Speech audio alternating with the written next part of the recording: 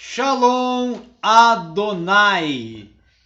Eu quero neste momento cumprimentar com esta saudação a todos os que participam do canal Teologia Pentecostal em Diálogo Acadêmico. Nós estamos iniciando mais uma aula, mais um momento juntos, mais uma oportunidade para o nosso desenvolvimento de conteúdos.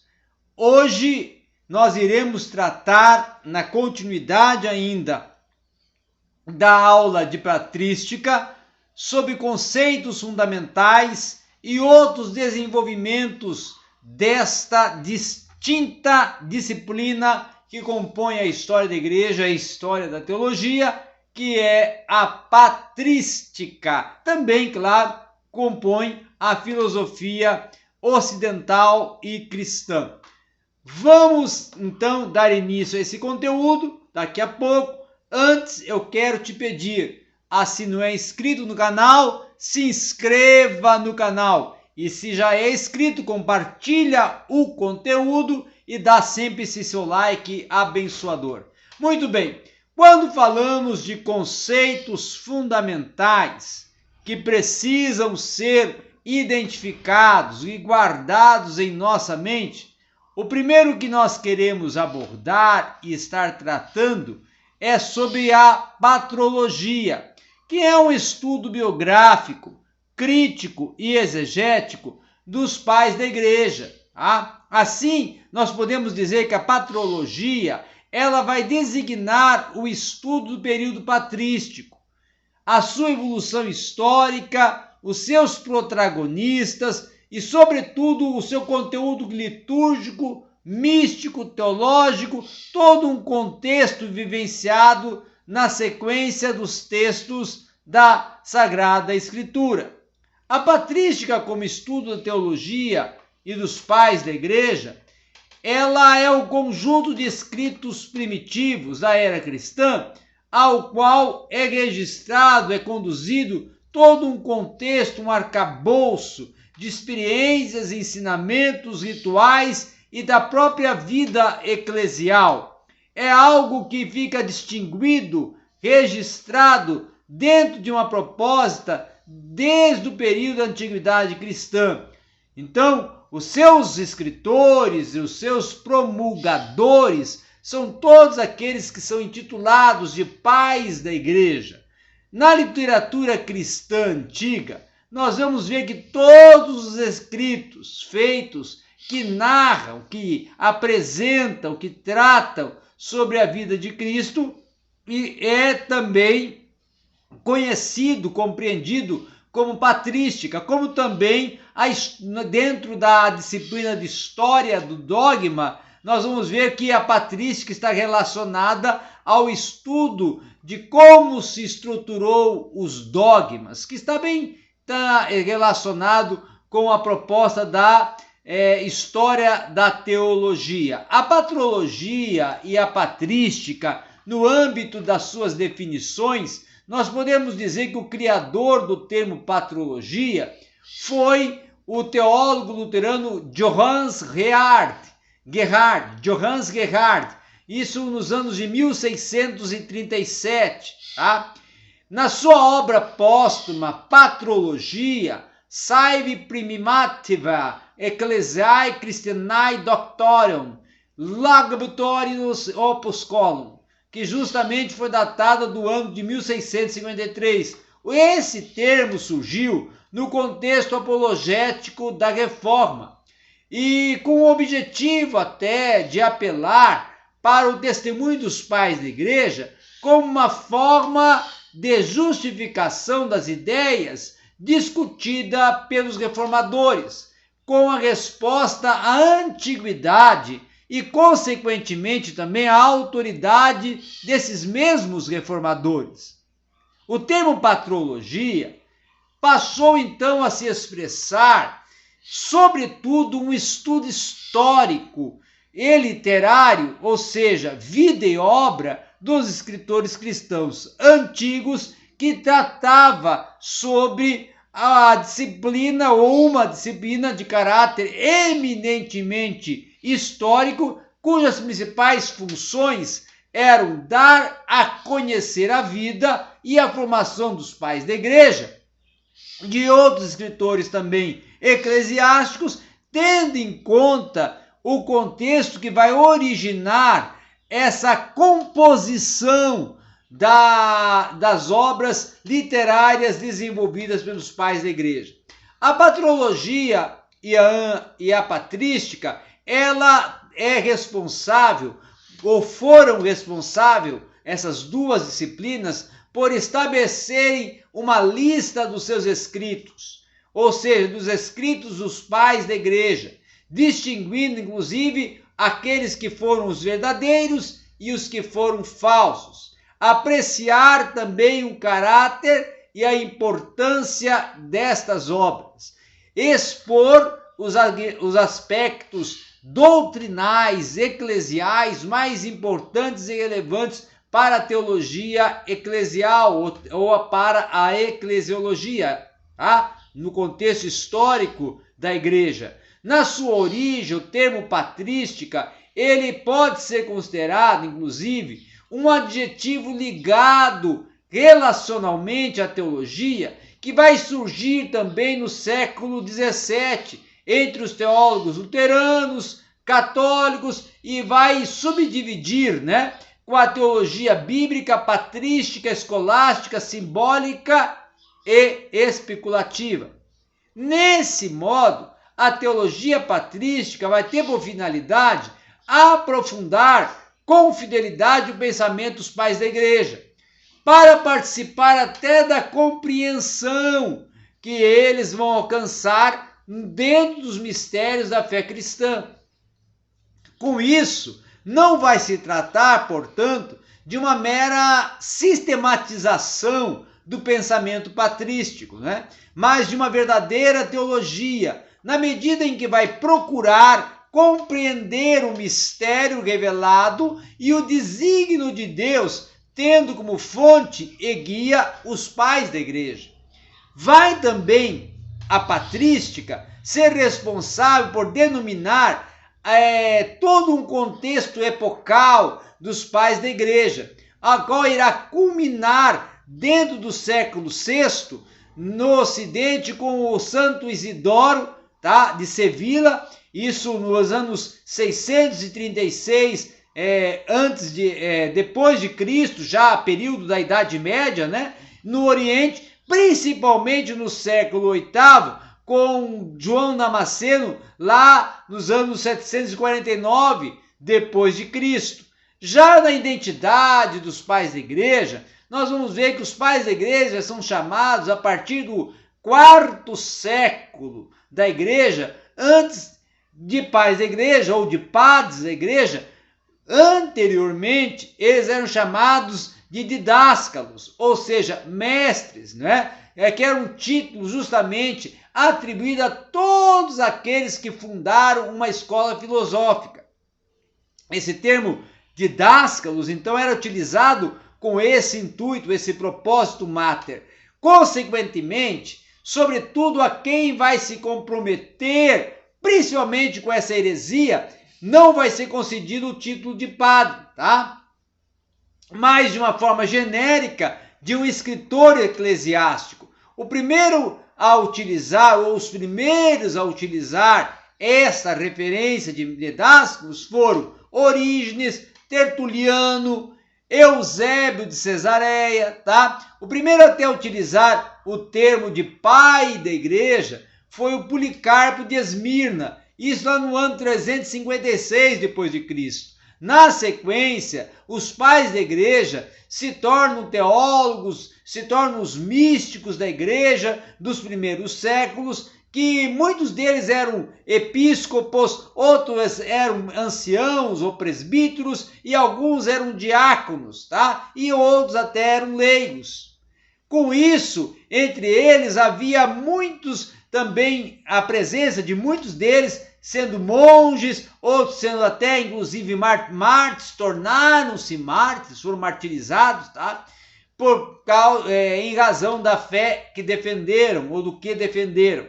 Os pais da igreja, eles sentiram a necessidade de aprofundar e refletir e registrar e até intercomunicar esses ensinamentos, esses rituais das comunidades cristãs. Outra função que foi importante e era o testemunho cristão diante de autoridades e mesmo até o confronto e o combate dos heréticos e dos adversários da comunidade cristã.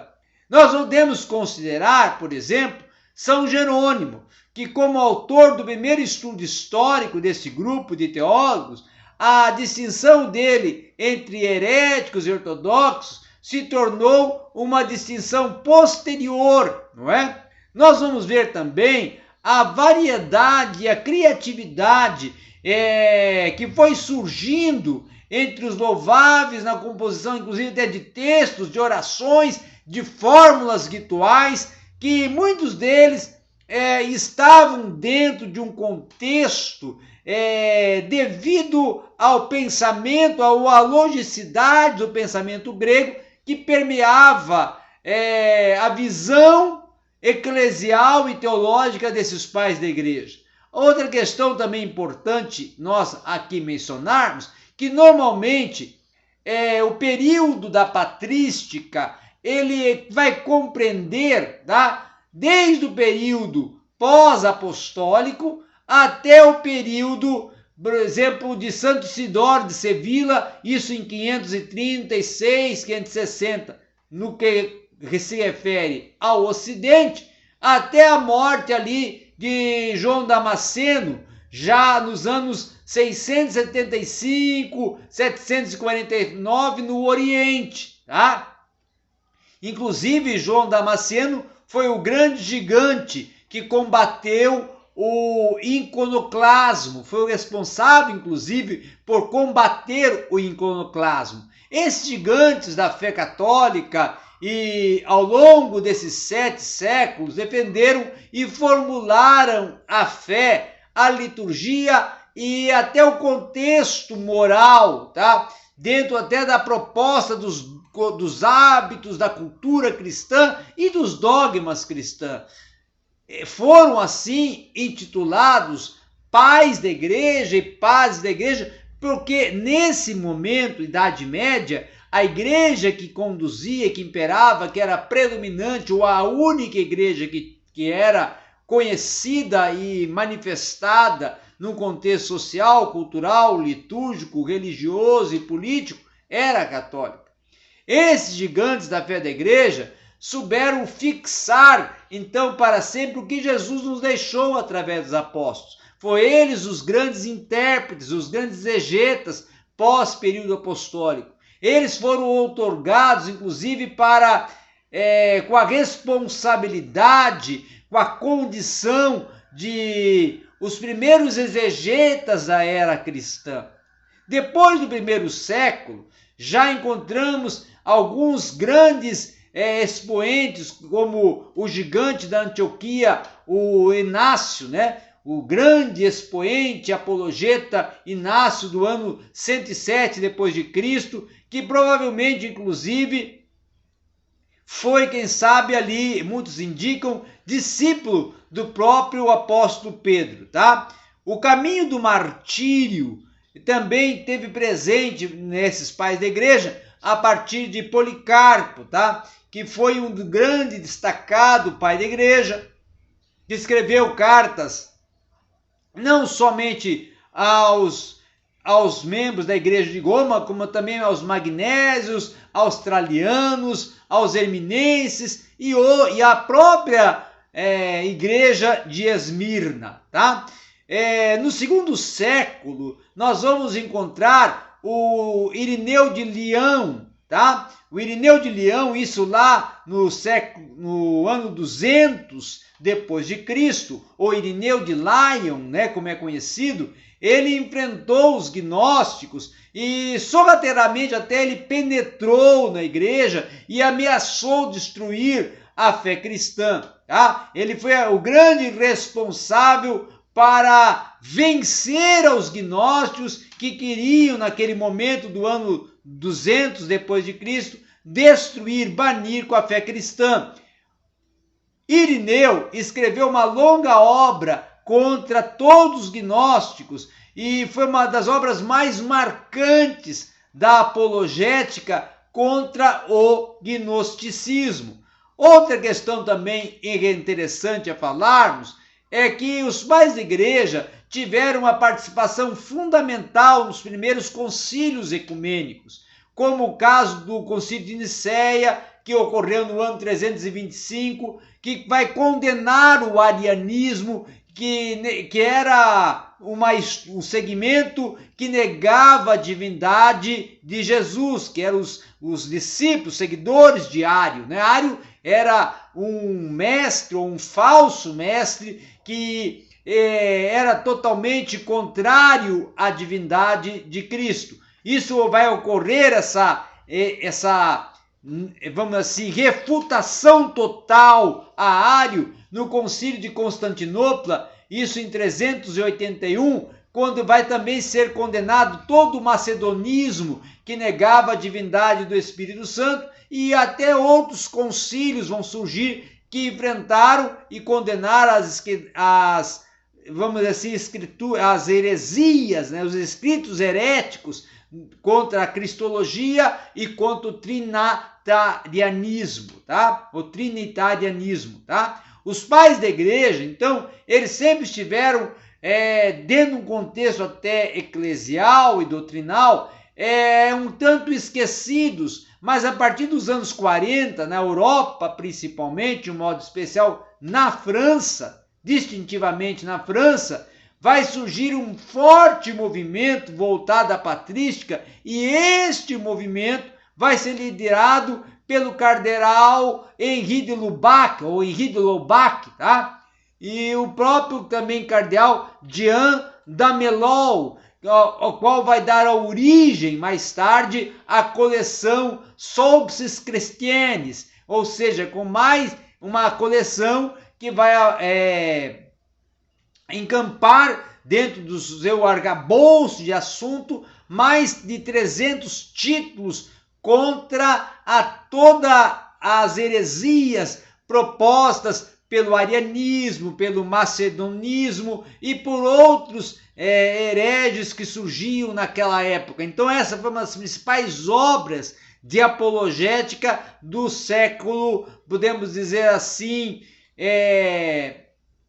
de pós-século V e pós-século VI, que vai influenciar a apologética contemporânea, tá? O Concílio Vaticano II, inclusive, vai mais tarde ser responsável pela redescoberta da patrística, trabalhando as propostas da patrística dentro da sua liturgia, exegese e da espiritualidade e da própria teologia proposta pelo Vaticano II. Com a patrística e a patrologia, nós vamos ver ser pautado, indicado e referenciado todo um arcabouço da doutrina ortodoxa, que são os textos que foram considerados a verdadeira doutrina e totalmente isentos de heresia e desvios doutrinários, tá? Depois tiveram também a santidade de vida, que são todo um arcabouço ético de uma conduta exemplar, de virtude, de valores, né? E até de obediência eclesial, obediência à igreja. Na antiguidade da história da igreja, nós vamos ver que o período da patrística ele é inserido entre os séculos I até o século VI, tanto principalmente no Ocidente e tanto no Oriente, que vai até ao século VIII, como já até referenciei anteriormente, tá? A aprovação da igreja ela vai ocorrer a partir de algumas canonizações no primeiros séculos, de alguns escritos que foram até considerados escritos pseudo-deuteronômicos, né?